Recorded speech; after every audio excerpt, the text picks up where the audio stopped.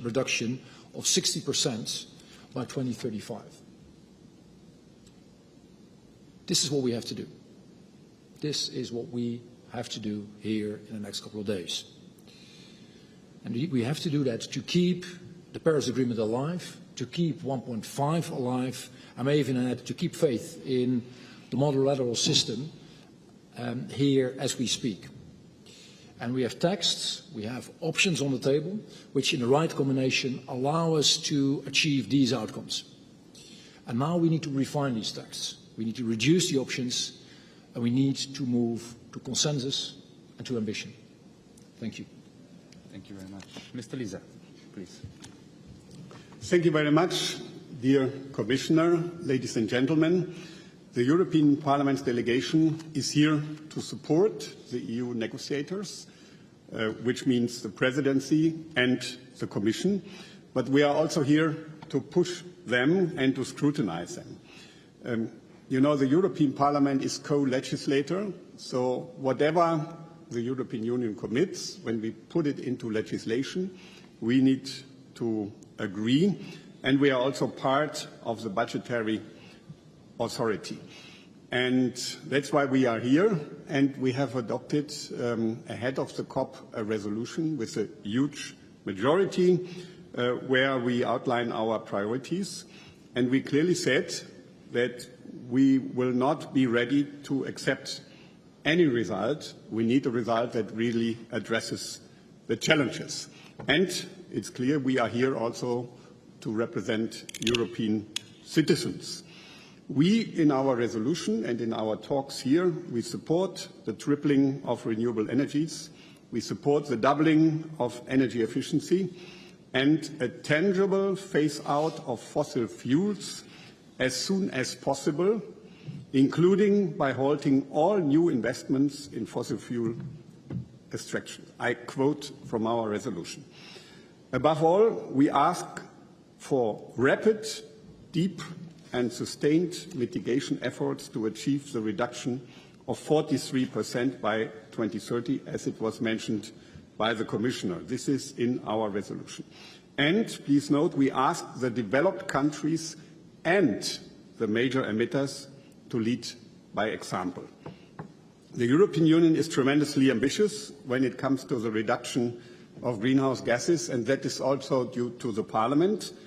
You know, original ideas of the Commission in the climate law was 55% reduction until 2030, as it is our international commitment. The Parliament pushed for higher ambition, and we are now in our legislation at 57%. So we overachieve our international commitment.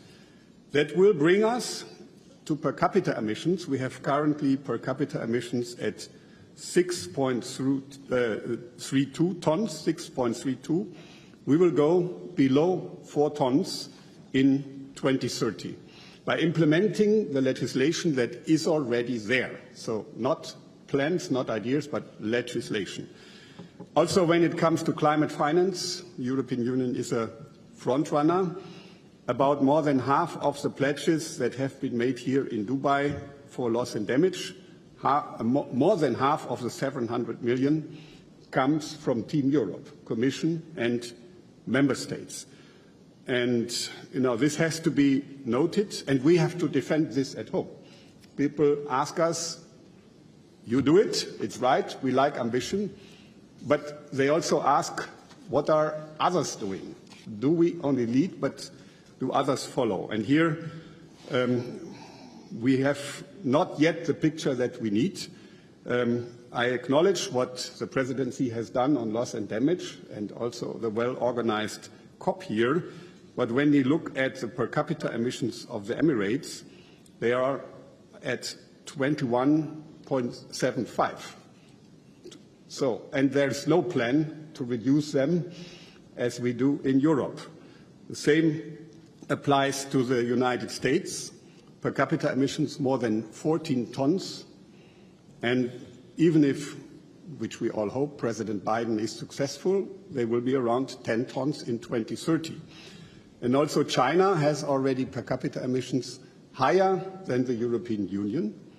the emissions are at 8.85 tons, and there's no plan from China to reduce them by 20%, 30%, or 55%. So that's why we need more ambition. We need to see more ambition here to defend what we are doing at home. We are very happy that there is a lot of interest in our measures to address climate change, a lot of interest in the market-based measures, emission trading and carbon border adjustment. They are key to deliver our commitments. They are the key instruments of the European Union. And they are also key to generate the money. So climate finance depends on ETS and CBAM because it's the source of money for the European Commission and for the member states to do what we need to do at this COP and at future occasions.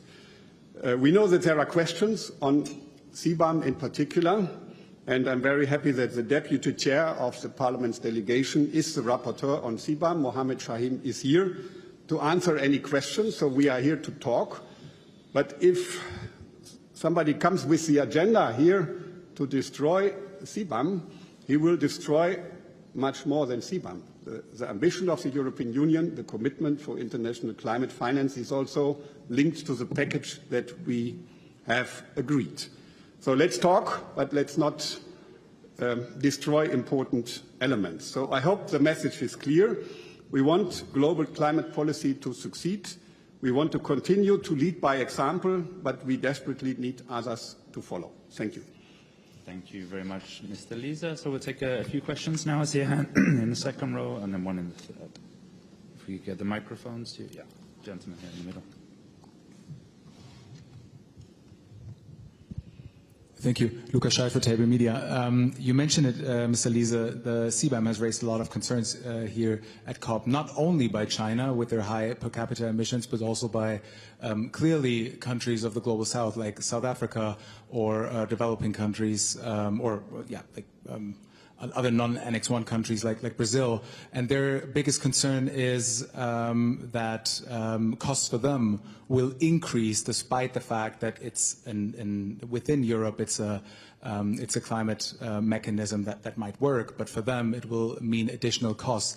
Have you done any mistakes previously communicating your legislation on CBAM maybe to countries like this, and what are you telling them in negotiation rooms here in Dubai? Thank you. Thank you. If you maybe pass the mic back, row behind you. Yeah. Thanks. Hi, Alice Hancock, Financial Times. I just wondered, coming into this COP, what is your sense of relations between the party delegations? How much trust has been lost over things, say, like the 100 billion figure or the geopolitical situation? And how are those being mended in the negotiations and as the COP develops? Thanks. Okay, thank you.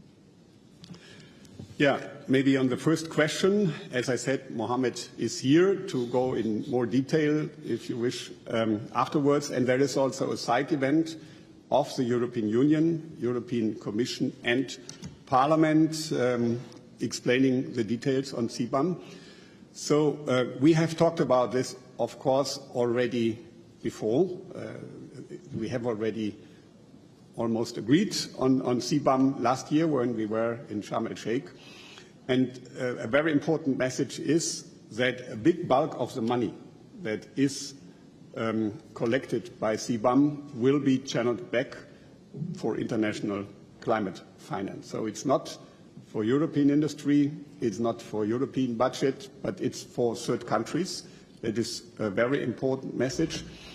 And we see a lot of interest in third countries to increase ambition at home. And that's what we want to do. In the end, CBAM should be superfluous because we hope that every major emitter in the world would have a similar system with the same ambition in the long run. So it's not to punish third countries, it's to motivate them.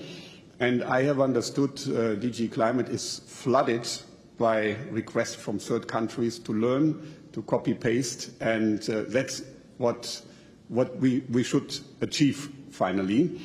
And the rest I would leave for the event with Mohammed. Maybe, Mohammed, when is it exactly? Okay, but we will send you an invitation. So Saturday. Maybe building on that, and then we'll come to the question of the FT in a sec. What is important to understand is that what we have done is create a system, a carbon market by which we are driving down basically CO2. And that has been at the heart of the whole ETS system. It has been a significant success. It has generated interest all across the globe. And the only purpose of CBAM is to make sure that we avoid carbon leakage. Not for our own sake, but for the sake of the planet and the whole reason why we're all here. And I was actually positively surprised by the conversations I had in Latin America, in Africa, and in Asia, and the appetite that I got there to do more in terms of carbon markets and how to work together to make sure that in the end, the emissions go to such a low level that these things become almost or completely obsolete. So I think that is one. Secondly, on the trust building, I think it is at the heart of the matter of what we're doing here. The reality simply is we are facing a tremendously difficult geopolitical landscape because of all what is going on in the world. The horrible war the Russians are waging in Ukraine, tensions in the Indo-Pacific, of course, all that is going on in the Middle East, great power rivalry being back at the global stage, and that is the context in which we operate. And of course, next to that, various countries have different interests, and with these interests, they are here at the table. That is simply what international diplomacy is all about. So that makes up for not necessarily very easy setup. But of course, the paradox is that it is ever more important to make sure we deliver, because scientists are telling us that the window of opportunity is closing. We need to deliver on a whole range, not just on a single issue, but on a whole range of assignments that we have here at the COP. And therefore, trust, building trust, reaching out, listening, making sure you're not only understood, but you also understand the others is of tremendous importance. And that has been at the heart also of the choice we have made, the push and the proactive approach we have taken on loss and damage. And I'm sure that you've gotten the message also from many other people that we did not want to treat this just as one of the negotiation chips, but as a trust builder, as a sign of commitment from the European at large, which has been instrumental. Member states have been instrumental in filling the fund, but also in creating the setup and making sure we got this out of the way. And frankly speaking, I think that is one of the reasons why we are further ahead, why we do have a bit of wind in our sails, that many actually did not expect some 6, 7, 8 weeks ago.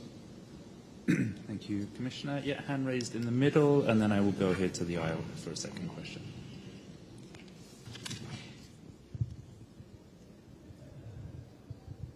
Thank you, John Ainger, Bloomberg News. After your bilateral with the Cop28 President, Commissioner Hoekstra, how optimistic are you that there's going to be language on phasing out fossil fuels in the final agreement at Cop28?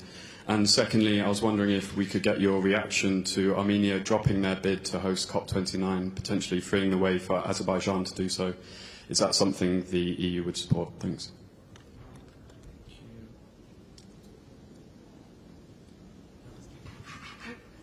Hi, Ellie Kinney from the Conflict and Environment Observatory. Many civil society organisations are pleased to finally see within the European Parliament's COP28 resolution to see it address the importance of both transparent reporting of military and conflict emissions, as well as the need for the defence sector overall to reduce its emissions in order to achieve the continent's net zero ambition. How do you see the European Union carrying this issue forward within the UNFCCC? Thank you. Maybe in the division of labour, I'll do the first two, and Peter, if I may ask you to do the last one. Just on fossil fuels, on the optimism, but also what is I think at the core of what we have to do here, simply because scientists tell us that if you want to do something that is at the very heart, you cannot walk around phasing out fossil fuels. It's as simply as that. It is not my desire, it is not a European desire, it is a reality that we should acknowledge and we should address. And therefore I told you earlier that I want COP28 to mark the beginning of the end of fossil fuels. That is something simply what we need to do. Having said that, the global stocktake is about much more than just this specific wording. It is about how we ensure that the phase-out happens. It is about creating the right conditions for the transition, identifying means to deliver, designing the process, and also taking into account the concerns of some who might be already in quite a difficult position. But it's also about, let's be frank about that, some would argue the absurdity of fossil fuel subsidies, which are holding us back. So we do have to address this. The COP president has made explicit a number of times that it is also his ambition to have this in the text. I think that is for all the right reasons. And what we now have to do is make sure that we take the whole family along, and we invite people to go further than where we are today. Again, we do that for future generations, not just because it is people negotiating here. Then maybe on COP29, a lot of information has been in the news recently, as you know, and therefore I'm going to be a bit moderate. It is for the regional groups, not for the European Union, to decide on the rotating presidency. Here it is, of course, about the Eastern European group. On a general note, I find it positive that there is a joint statement between two countries with a very tense relation, to say the least, and with a lot of things going on recently. So at the very least, as a confidence-building measure, I think this is very good news. We think as European Union, we've engaged a lot with these countries in the recent past. There is an historic chance to bring peace closer than it is today. But that is all I want to say about it at this stage of the conversation. Yeah, on the defense sector, in fact, important and tricky issue. Maybe I will start with an experience that we had in the Environment Committee of the European Parliament some weeks ago. We had a meeting with the Environment Committee from the Rada from Ukraine. And they explained us in very strong and explicit words how the war, the Russian aggression, destroys also the environment and what are the consequences also for the climate of this war. So that needs to be looked at. It's also in our resolution. In the military sector, I see more and more recognition that we have a huge problem with climate change. Also, security is in danger when we don't control, we don't mitigate climate change. And that's why they are reaching out and looking at what they can contribute. We were always a bit hesitant in our legislation to include military. It is, of course, sensible. For example, I see the rapporteur, Jan Huitema, on CO2 cars. Military cars are not yet covered by CO2 cars, but the military itself, they understand that they also need to look at the climate effect of what they are doing. Thank you very much. I have a question here in the front row, and then in, I think it's the fifth row.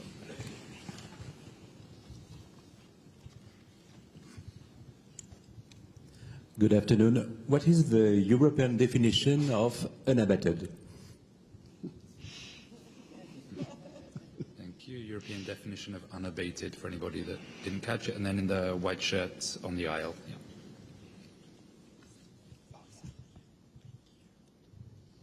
Hey, thanks so much. Brad Plumer with the New York Times. Could you just outline what the one or two hardest issues over this coming week to reach agreement are? Like, what do you see as the biggest sticking points towards reaching a final agreement? Thank you. Thank you. And actually, your question immediately links in with the previous one. So let me actually combine them. The reality is, and the reality we need to face and actually embrace, is that we have to phase out fossil fuels. Period. That we do our utmost, that we come up with very ambitious language at this COP. Of course, well knowing that you cannot stop this from one day to the next, and that yes, there is a distinction to be made between sectors, and some sectors are simply, certainly today, hard to abate. And as I said at the previous press conference, therefore it is also crystal clear that CCS is part of the solution space, but make no mistake, we cannot CCS ourselves out of the problem. It simply doesn't exist. We need to drive down emissions, we need to drive down fossil fuels, and yes, then part, but a minor part of the solution space is being linked to this. I mean, what is the hardest issue? Well, this is clearly high on the list. I'm positive about what we did manage to do on loss and damage. Again, this enables for much better conversations. I am optimistic about where we stand in terms of tripling renewables. And I'm optimistic about the atmospherics and the sentiments I've gotten so far with constructive conversations, substantial conversations that of course we need to have more of them. We need courage. We need creativity in the days to come. But in the end, this is, I think, a pivotal issue to move ahead with. Okay, I think we've probably got time for a couple more questions. Yeah, here in the second row.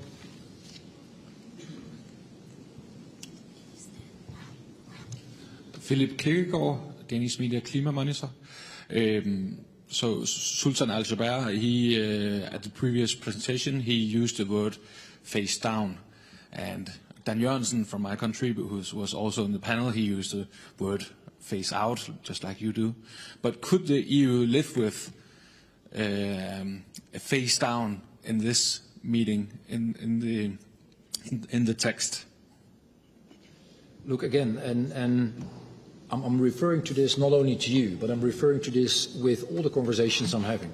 And I'm trying to make a distinction between many of the negotiations I've been part of in national politics and in the international arena. It is very often, two countries or a group of countries negotiating, and you're looking for the middle ground.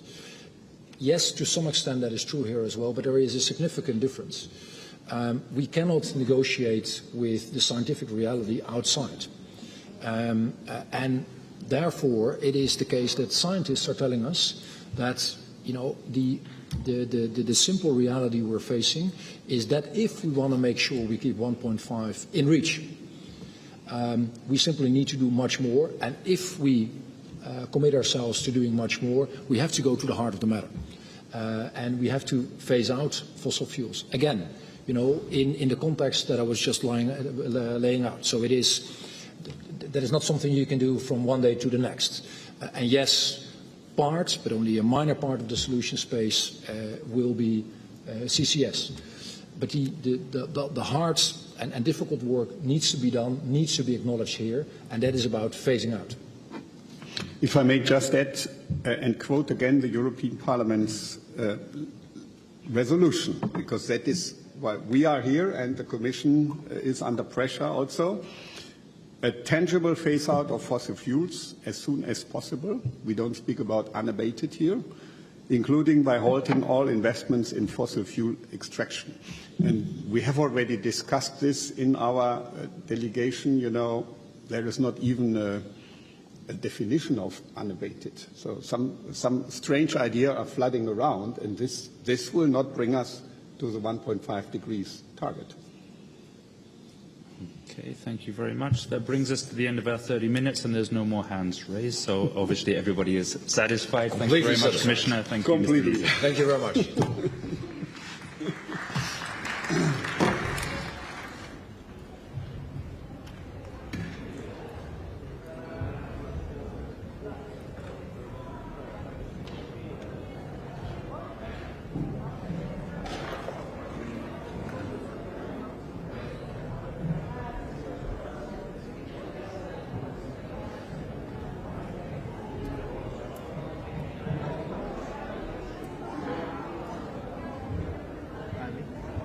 Next one's at 4 o'clock.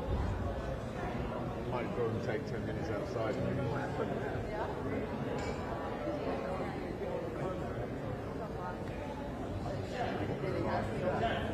No, he got the name wrong.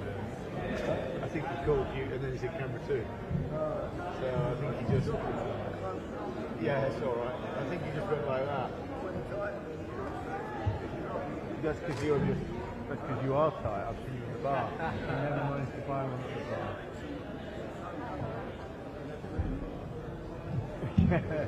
Yeah, you've got very short arms and very deep.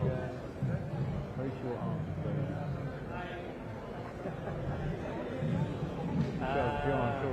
All right.